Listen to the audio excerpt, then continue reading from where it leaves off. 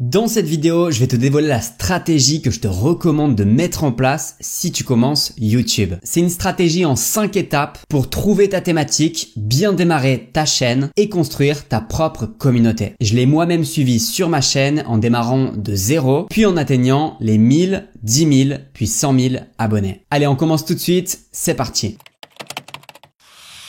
Étape numéro 1, bien démarrer. Quand on commence sur YouTube, on a pas mal de pression, on sait pas vraiment sur quoi se concentrer, et puis ça fait surtout très peur de faire une première vidéo. Moi, ce que je te recommande de faire dans cette première étape, ça va vraiment être de te concentrer sur un seul objectif. Cet objectif, c'est de créer 3 vidéos. Ces 3 vidéos, elles vont être nulles. Elles vont être clairement éclatées au sol. Claquées au sol. Et c'est normal parce que tu démarres, tu débutes et il y a plein de compétences que tu vas apprendre sur le chemin. Mais si seulement tu te concentres sur la création de ces vidéos et simplement de prendre du plaisir dans cette création-là, ça va vraiment t'aider parce que tu vas pas trop réfléchir par exemple sur le matériel à utiliser, tu vas juste prendre un téléphone qui fonctionne et qui sera parfait pour tes premières vidéos et ainsi tu vas pouvoir créer tes 3 premières vidéos. Alors pourquoi c'est important de créer 3 vidéos dès le début au lieu de se poser plein de questions? Tout simplement parce que cette étape, elle est là pour savoir si ça te plaît, pour savoir si créer des vidéos, c'est quelque chose que tu pourrais aimer faire pendant des mois et ça va te permettre de tester d'être un créateur de contenu et aussi potentiellement de tester différentes thématiques. Sur les 3 premières vidéos, par exemple, tu vas pouvoir te dire, ok, je crée une première vidéo qui va être sur cette thématique-là,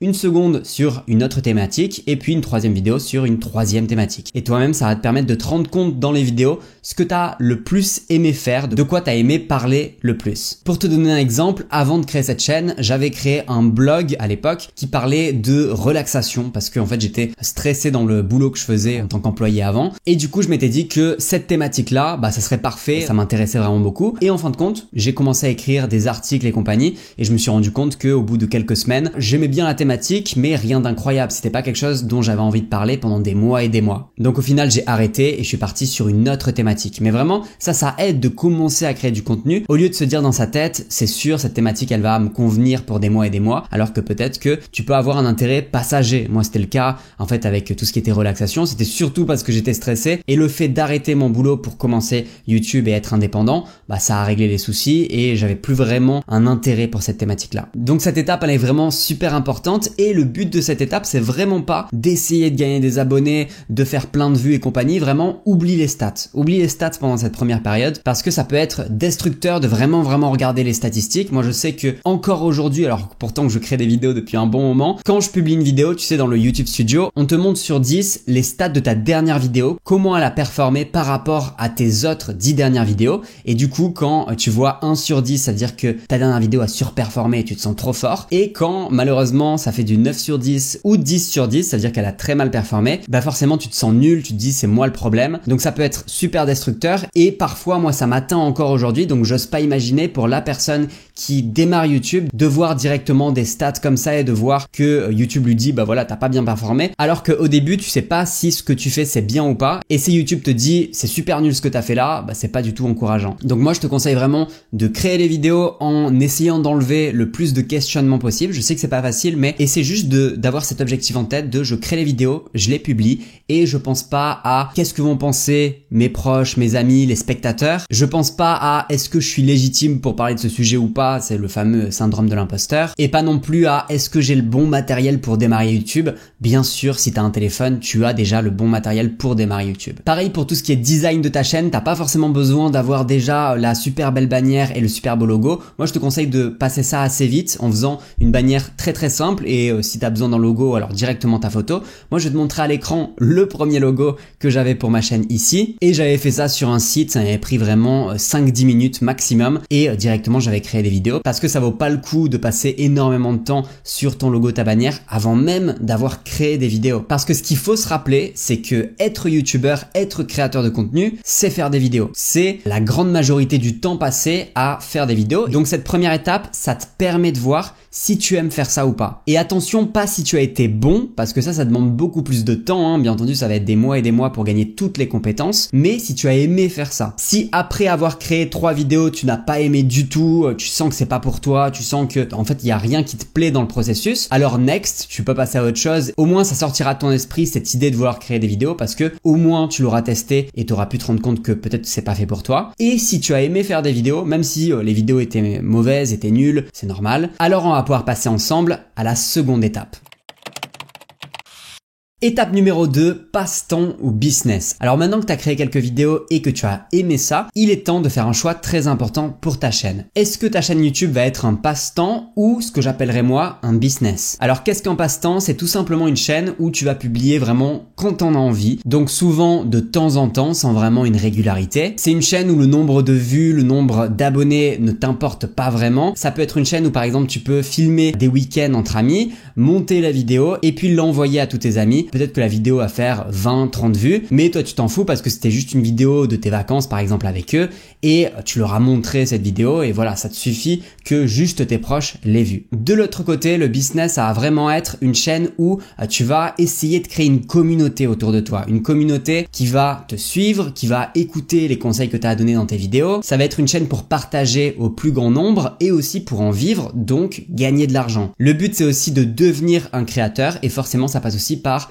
la publication de vidéos avec un rythme plus régulier. Le choix entre les deux, il t'appartient complètement et si tu te rends compte que ce que tu as envie, c'est une chaîne un peu passe-temps, il y a aucun souci. C'est ok de se rendre compte qu'avec les deux définitions que je t'ai données, toi tu veux plutôt aller sur la première. Alors là, tout ce qui est statistiques, vues, abonnés, ça t'intéressera un peu moins. Mais par contre, si toi tu as vraiment envie de créer une communauté et partir plus sur un business, eh bien on va voir ensemble la troisième étape qui va être faite pour toi. Étape numéro 3, s'améliorer. Alors on a vu comment bien démarrer sur YouTube, on a vu comment choisir le type de chaîne que tu voulais créer et maintenant si tu décides de prendre YouTube au sérieux et t'améliorer, il va y avoir pas mal de compétences sur lesquelles travailler. Parce que pour devenir bon sur YouTube, il faut savoir comment faire de bons titres, il faut savoir comment faire de bonnes miniatures, du storytelling, des bonnes compétences orales, apprendre à être confiant pour parler devant une caméra, la recherche, l'écriture, le montage et aussi comprendre comment fonctionne l'algo, comprendre les statistiques sur YouTube Studio. Il peut aussi y avoir de l'animation, notamment si tu montes pas ton visage. Bref, il y a énormément de compétences sur lesquelles se concentrer et c'est pour ça que dans la première étape, on mettait tout ça de côté. Le but, c'était juste de créer 3 vidéos pour vraiment s'entraîner, voir si ça nous plaisait et pas encore se concentrer sur tout ça. Mais maintenant, si tu as envie de prendre YouTube au sérieux, il va falloir se concentrer sur ces compétences. Et ce qui est bénéfique, c'est que ces compétences-là, en plus de ça, notamment par exemple la confiance de parler à une caméra et compagnie, ça t'aidera aussi dans la vie réelle. Il y a plein de choses, les compétences orales, le storytelling aussi, ça aide plutôt pas mal. Alors comment faire pour s'améliorer sur ces compétences-là? En fait, il faut quand même pas mal pratiquer, s'entraîner et notamment sur de nouvelles vidéos. Donc vraiment, moi, ce que je te recommande de faire, c'est une chose à la fois. Pas prendre toute la liste que je viens de te dire et directement essayer de faire mieux sur la prochaine vidéo, mais plutôt de te concentrer sur une seule chose pour la prochaine vidéo. Par exemple, tu peux créer une nouvelle vidéo en te disant, bon ben voilà, sur cette vidéo-là, je vais essayer de juste faire un meilleur montage. Et par exemple, tu vas t'entraîner sur ça. Alors d'ailleurs, il y a des vidéos sur le montage, par exemple, sur cette chaîne que tu peux aller voir et qui vont pouvoir t'aider. Le but de cette troisième étape, ça va être de faire 10 vidéos. 10 vidéos où pour chacune d'entre elles, tu vas essayer d'améliorer une des compétences que je t'ai citées tout à l'heure. Dans cette étape, tu peux commencer à t'intéresser aussi au YouTube Studio, notamment en allant voir un petit peu qu'est-ce qui a le mieux fonctionné parmi les 10 vidéos que tu as faites et peut-être qu'il y a une vidéo qui a mieux fonctionné parce que tu avais fait tout ce travail-là sur le titre. Tu avais vraiment travaillé le titre ou alors la miniature par exemple et ça peut être une bonne chose de dire que cette vidéo-là, elle a bien fonctionné parce que j'avais bien bossé la miniature. Peut-être que ce style-là de miniature, je peux le réutiliser pour d'autres vidéos. Quand tu as fait ce travail-là, on va pouvoir passer à la quatrième étape. Étape numéro 4, optimiser. Maintenant que tu as déjà créé pas mal de vidéos, 13 au total, il est temps de comprendre l'algorithme YouTube. En fait, il y a 3 facteurs extrêmement importants pour l'algorithme et que tu dois absolument prendre en compte pour créer tes vidéos. Si tu respectes ces facteurs, l'algorithme mettra en avant tes vidéos. Alors ces facteurs, quels sont-ils? Le premier, c'est le taux de clic. Le second, c'est la durée moyenne de visionnage. Et le troisième, c'est la relation avec ton audience. Alors on va rentrer plus en détail sur chacun de ces facteurs et notamment pour te permettre de faire les choses bien. Pour ce qui est du taux de clic, ce qu'il faut comprendre, c'est que les spectateurs vont cliquer sur ta vidéo si ta miniature est attrayante et elle va bien avec ton titre et aussi si ton concept de miniature et de titre est un bon concept. Alors clairement, ça c'est des compétences que tu dois acquérir et qui se fait petit à petit. Trouver un bon titre de vidéo, ça va être avec la pratique que tu vas réussir à faire de mieux en mieux. Tu vas te rendre compte que certaines choses fonctionnent mieux que d'autres et ça va être pareil pour tout ce qui est concept, miniature et compagnie. Ensuite, le second facteur, c'est la durée moyenne de visionnage et ce facteur-là, c'est probablement un des plus importants parce que en fait, c'est le meilleur signal qu'a trouvé YouTube pour comprendre que ta vidéo plaisait à un spectateur et qui pouvait la pousser à plus de spectateurs. Bien entendu, le taux de clic, c'est aussi un facteur important, mais tu peux avoir un taux de clic extrêmement élevé, notamment parce que tu as mis quelque chose de très attrayant sur la miniature, mais complètement faux et dans le contenu de ta vidéo, c'est pas ça, c'est pas la miniature, donc du coup les gens vont partir très rapidement. Cette durée moyenne de visionnage, elle permet à l'algorithme de comprendre que les gens ne sont peut-être pas intéressés par ta vidéo ou au contraire qui sont restés très longtemps sur ta vidéo parce que ça leur plaisait énormément. Alors on a deux stats qui ressortent de ça, c'est un pourcentage de vidéos regardées qui va de 0% à 100% et aussi un temps en minutes, c'est-à-dire par exemple les spectateurs ont regardé en moyenne 4 minutes ta vidéo ou 8. Pour avoir une durée moyenne de visionnage élevée, il faut travailler sur les compétences de script de vidéo, de vraiment comprendre comment faire un bon plan de vidéo, comment faire pour que le spectateur reste le plus longtemps sur ta vidéo. Il y a aussi tout ce qui est sound design, c'est les effets sonores sur tes vidéos. Moi je les utilise beaucoup pour tout ce qui est titre, tu vois, chaque fois que je te dis les étapes, il y a des effets sonores associés parce que ça permet aussi au spectateur de voir qu'il y a une progression dans la vidéo, qu'il est en train de suivre chaque étape avec de la musique associée. Ce qui va beaucoup avec la musique aussi, c'est le montage de ta vidéo, vraiment travailler sur ça pour avoir la meilleure durée moyenne de visionnage sur tes vidéos. Et pour tout ce qui est musique d'ailleurs, moi je te recommande le site Epidemic Sound qui est vraiment génial pour ça. Là tu peux voir sur la page d'accueil que on me fait des recommandations basées sur ma chaîne, basées par rapport à toutes les musiques que j'ai utilisées sur ma chaîne YouTube et on va me recommander des artistes. Dans parcourir ici, moi je te parlais des effets sonores que j'utilise personnellement sur ma chaîne YouTube. Ça vient de là clairement, il y a plein de choix et s'il y a quelque chose en particulier que tu veux rechercher, tu peux appuyer ici et par exemple trouver l'effet sonore d'un flash de caméra, ce qui peut être pas mal par exemple pour afficher des images à l'écran avec un bruitage. Et puis bien entendu pour tout ce qui est musique, ici tu as plein de musiques qui sont classées par genre, par exemple rock, beats, hip-hop, tu as aussi par mood, moi c'est ce que j'utilise vraiment beaucoup et puis tu as aussi par thème, par exemple dans le thème on va prendre musique relaxante, donc là ça irait bien si tu avais une chaîne yoga, méditation et compagnie, tu peux écouter les musiques ici et les télécharger directement avec ce bouton télécharger et bien entendu ces musiques sont complètement libres de droit, il n'y aura aucun strike sur tes vidéos ni aucune démonétisation. Je t'ai mis un lien en description si tu veux démarrer ton essai gratuit d'un mois, tu arriveras du coup sur cette page, tu pourras appuyer sur commencer l'essai gratuit, ensuite tu vas dans musique pour mes chaînes personnelles, tu peux créer un compte ici en 2 clics et puis là tu auras un mois complètement gratuit. Si tu es intéressé par le service et tu as envie de passer sur un plan annuel, j'ai un code qui est le code réussir25, tu viens ici pour l'appliquer. Alors je reviens sur les 3 facteurs, on a parlé du taux de clic, de la durée moyenne de visionnage, enfin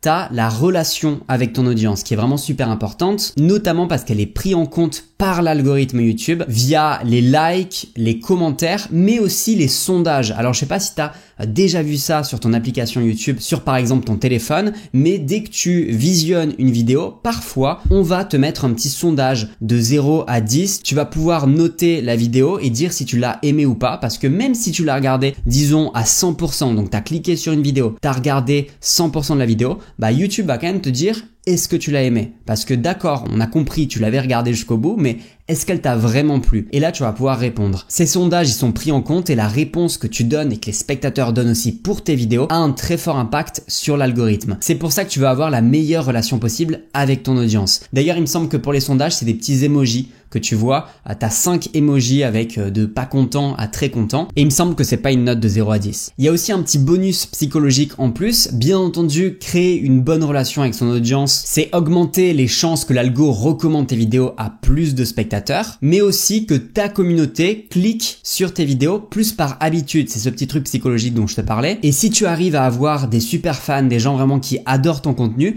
ils vont cliquer parce que c'est toi, par habitude, plus que parce que tu as le meilleur concept du monde sur ta dernière vidéo. Et quand tu arrives à ce niveau-là, tu as tout gagné.